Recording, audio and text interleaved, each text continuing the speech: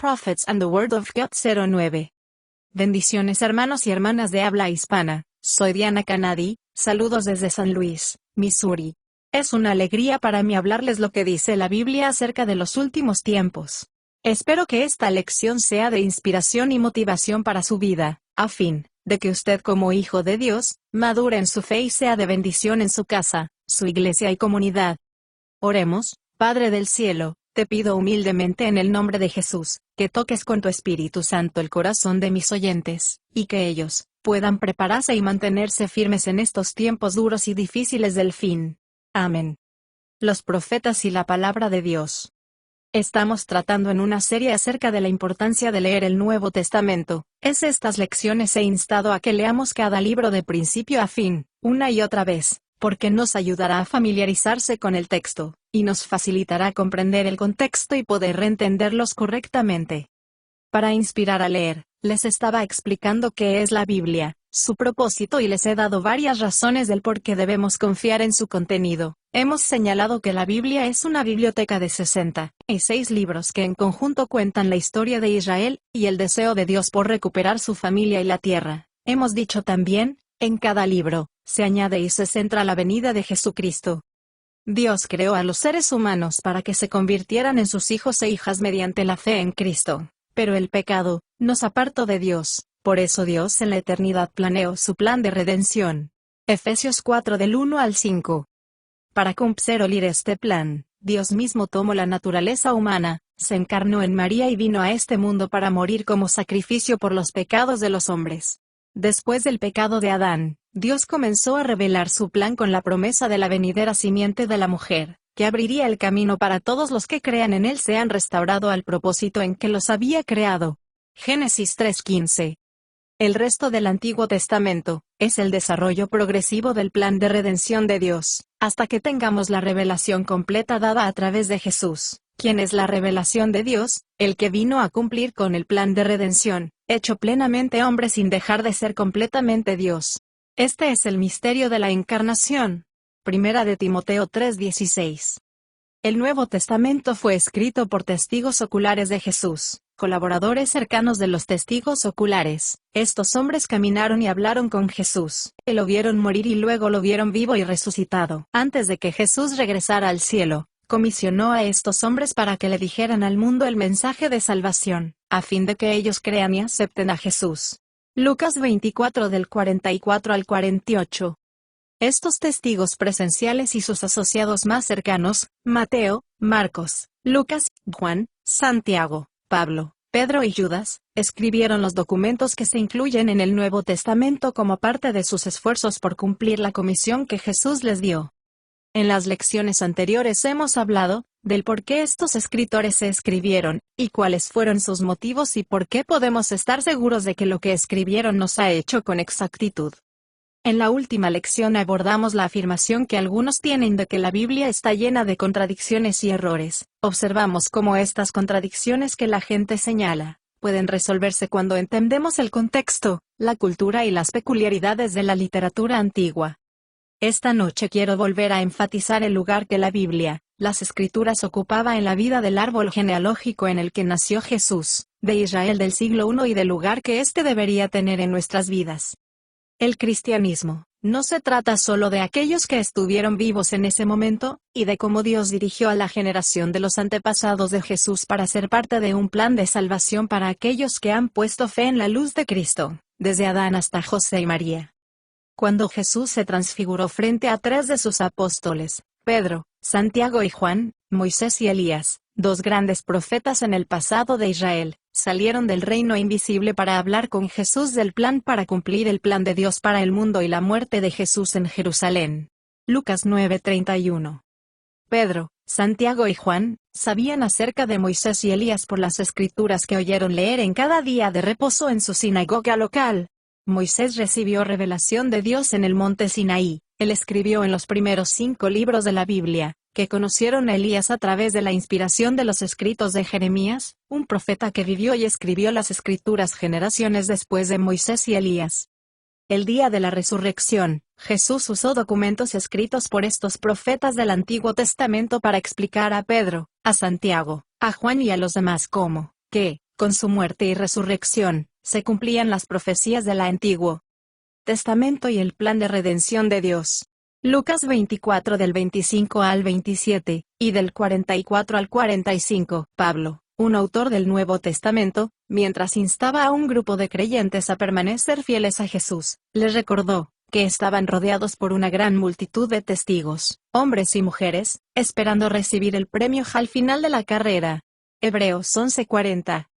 El plan de Dios no se completará por completo hasta que Jesús regrese, en su segunda venida y la tierra sea restaurada y renovada. Entonces traerá a todos los que están en el cielo, los muertos en Cristo, para reunirse con sus cuerpos resucitados de la tumba.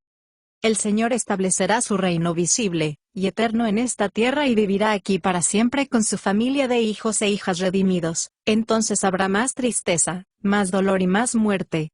La vida finalmente será tal como fue antes del pecado. Apocalipsis 21 del 1 al 4.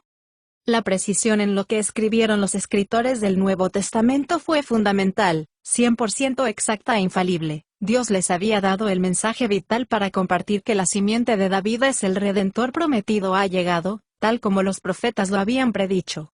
La precisión era importante, los escritores eran conscientes de que se estaban inspirando en el Espíritu Santo, estaban escribiendo las Escrituras a la par de los profetas del Antiguo Testamento.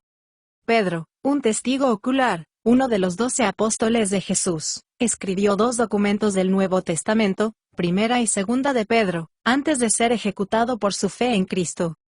Pedro, como sabía que iba a morir pronto, instó a los creyentes a recordar lo que él y otros apóstoles hablaron de Jesús. Segunda de Pedro 1 del 14 al 15. Pedro, refiriéndose a cuando vieron a Jesús transfigurado de Mateo 17 del 1 al 15, escribió: No andamos inventando historias ingeniosas cuando les contamos sobre el poder de nuestro Señor Jesucristo y su segunda venida, sino, como si hubiéramos visto su majestuoso esplendor con nuestros propios ojos. Segunda de Pedro 1:16. Pedro dijo a sus lectores: Ahora que hemos visto a Jesús y oído a Dios llamarlo su Hijo, tenemos una confianza mayor en los profetas del Antiguo Testamento. Segunda de Pedro 1 del 17 al 19. Pedro instó a prestar mucha atención a lo que escribieron. Y sobre todo, él dijo que debemos entender que ninguna profecía en las Escrituras vino jamás por voluntad humana, sino que hombres de Dios hablaron por inspiración del Espíritu Santo. Segunda de Pedro 1 del 19 al 21. Luego, en esta misma carta a Pedro, puso los escritos de los apóstoles, el testimonio de los testigos oculares al mismo nivel de lo que hablaron los profetas del Antiguo Testamento, y llamaron escritura a los escritos de Pablo. En segunda de Pedro 3:2, dice: Quiero que recordarles para que entiendas lo que los santos profetas dijeron hace mucho tiempo, y lo que nuestro Señor y Salvador ordenó a través de tus apóstoles. En segunda de Pedro 3 del 15 al 16. Pablo os escribió con la sabiduría que Dios le dio, hablando de estas cosas en todas sus cartas. Algunos de sus comentarios que son difíciles de entender, que son ignorantes y inestable han torcido cambiando su verdadero contenido y provocando un desastre para ellos mismos. Necesitamos comprender a estimar a los autores del Nuevo Testamento. Ellos crecieron al escuchar cómo Dios se apareció visiblemente a sus antepasados en el monte Sinaí, y cómo Dios le dio mandamientos a Moisés, quien escribió y enseñó la palabra de Dios, la ley y los profetas que dominaron sus vidas. Éxodo 24:12 y 34:27. Los apóstoles ahora entienden que estas escrituras señalaban a Jesús, a quien habían visto, recordando lo que Jesús les dijo la noche antes de ser crucificado. Juan 14:21. Jesús prometió a sus apóstoles que, después de dejar este mundo, el Espíritu Santo les haría acordaos de las cosas que Él les enseñó, y les guiaría a toda la verdad. Esa misma noche Jesús les dijo a estos hombres, que Él es la verdad, y la palabra de Dios es la verdad. Juan 14:6, 14:26, 16:13, 17:17. Consideremos lo que Pablo dijo acerca de la importancia de las Escrituras en una de sus epístolas, una carta a los Efesios en la actual Turquía. En esta ciudad, los judíos y gentiles que se convirtieron a Jesús por la predicación de Pablo. Hechos 19 del 1 al 20. Pablo escribió su carta haciéndoles acordar a los efesios que Dios les escogió para convertirse en sus hijos e hijas, y nos ha redimido con la sangre de Cristo. Efesios 1 del 4 al 8. Porque, Dios nos ha permitido conocer el secreto de su plan, que propuso de antemano hace mucho tiempo en su voluntad soberana, antes que la historia humana empezara, de que todo lo que existe en el cielo o en la tierra debe encontrar su perfección y cumplimiento en el Cristo. Efesios 1 del 9 al 10. Pablo continúa explicando que el plan de Dios es el mismo para los judíos como para los gentiles. Él quiere que se conviertan en miembros de la familia de Dios. Efesios 2:19. Notemos el siguiente versículo. Somos su casa, edificada sobre el fundamento de los apóstoles y los profetas, siendo la piedra angular Cristo Jesús. Nosotros los que creemos somos cuidadosamente unidos a Cristo para convertirse en un templo santo para el Señor. Efesios 2:20. Usando la metáfora que los creyentes son edificados como un templo, la morada de Dios a través de Jesús, Pablo nos da un punto vital sobre el lugar y la importancia de la Biblia. Dijo que Dios rescatara a su familia mediante la redención, bajo el fundamento de los apóstoles y los profetas.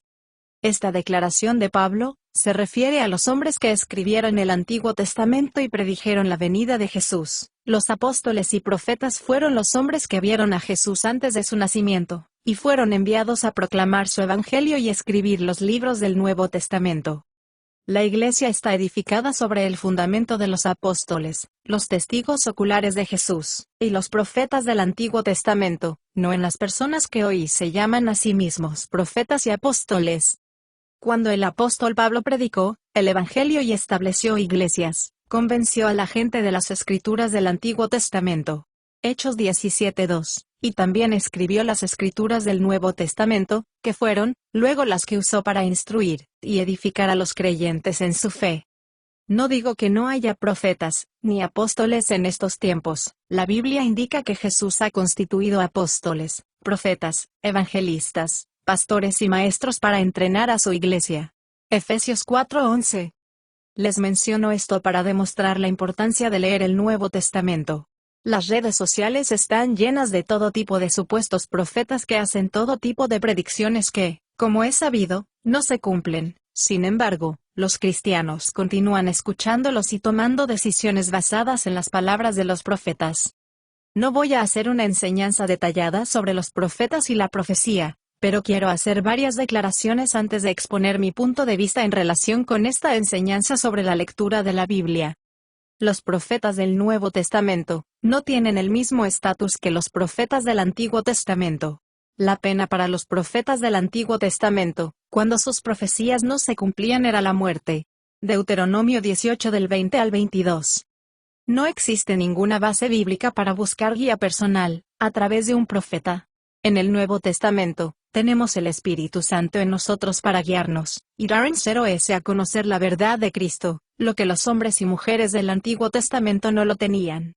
Esto no significa que Dios no puede darnos palabra de sabiduría y conocimiento a través de otro creyente.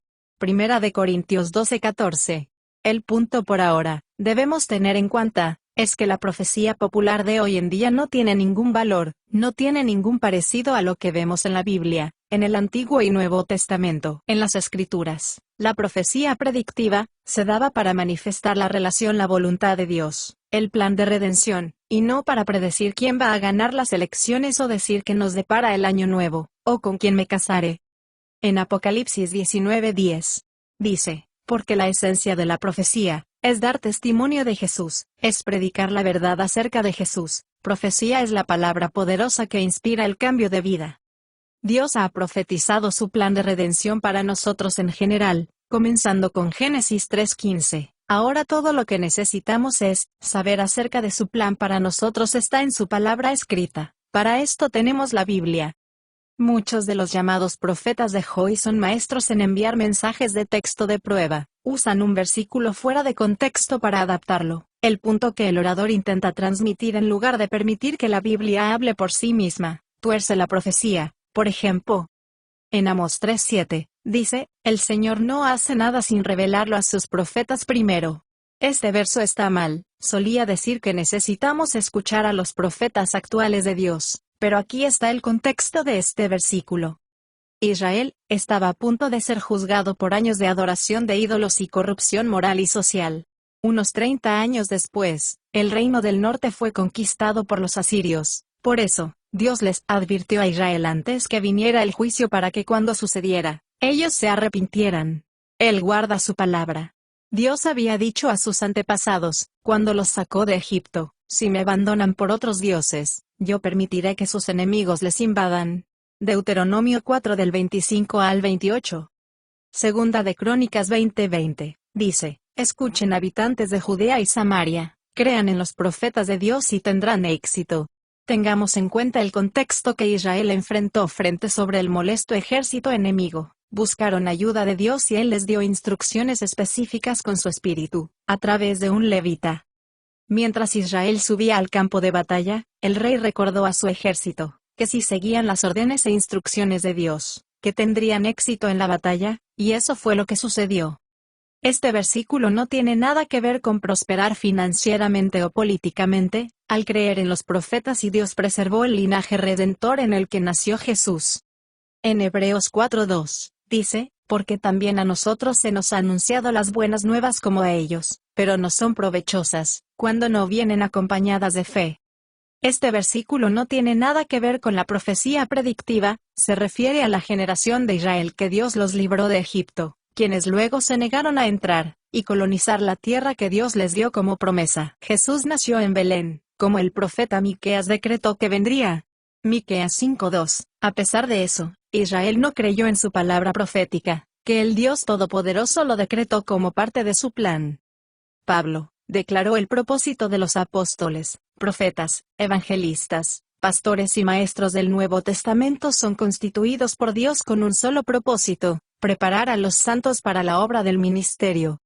En Efesios 4 del 11 al 13, dice, que estos ministerios tienen la responsabilidad de equipar al pueblo de Dios para hacer su obra y edificar la iglesia, que es el cuerpo de Cristo, hasta que lleguemos a la unidad de la fe y conocimiento del Hijo de Dios, y no seamos creyentes maduros y crecidos en la estatura de Cristo. Estos ministros tienen el llamado de enseñar la palabra de Dios a los creyentes conforme al modelo de Pablo, quien pasó 3 años con los efesios, enseñándoles la palabra de Dios. Hechos 20:31. Cuando Pablo los dejó, ordenó que en el ministerio los líderes, mirando las capacidades que Dios les dio, hicieran estas cosas. En Hechos 20:28, dice cumplan con su deber y obligación de alimentar y pastorear el rebaño de Dios, su iglesia, que fue comprada con su sangre, sobre quienes el Espíritu Santo los ha nombrado supervisores. En Hechos 20:32, ahora os encomiendo a Dios y a la palabra de su gracia, su mensaje que puede para edificarles, y darles herencia con todos los que Él ha llamado. Notemos cómo Pablo terminó su declaración para fundamentar el ministerio de los apóstoles, profetas, evangelistas, pastores y maestros que deben influir en nuestras vidas. Entonces ya no seremos como niños que cambian de opinión, cambiando para creer, aceptar y ser llevado por diferentes doctrinas, de alguien que nos miente astutamente. Efesios 4:14. La palabra de Dios es el alimento que nos edifica como creyentes, que nos hace fuertes y nos protege del engaño. Mateo 4:4, segunda de Pedro 2:1-2.1. Por eso, debemos asimilarlo cuando leemos y alimentamos para beneficiarnos de Cristo. Si alguna vez hubo un momento para leer y saber lo que dice el Nuevo Testamento, este es ahora. Una lectura regular y sistemática nos dará el marco preciso e iluminará nuestra mente para ayudarnos a evaluar las corrientes heréticas, erráticas y torcidas que llenan el mundo con falsas doctrinas y falsas enseñanzas. Entonces, cuando alguien nos hable en el nombre del Señor, lo podremos reconocer fácilmente. No aceptaremos nada con parecido bíblico, porque estamos familiarizados y tenemos la luz del Nuevo Testamento. No nos dejemos llevar por diferentes vientos de doctrina, ni nuevas revelaciones que parezcan importantes y movilicen nuestra vida, porque Dios cumplirá su plan de redención en nuestra vida, y nadie nos podrá engañar para poner nuestros ojos en lo volátil y temporal, dejando lo más importante, lo invisible y eterno, porque estamos convencidos que Él no fallará, sino que completará su plan de redención tal como nos ha prometido, que nos levantará en las nubes. Bendiciones. Diana.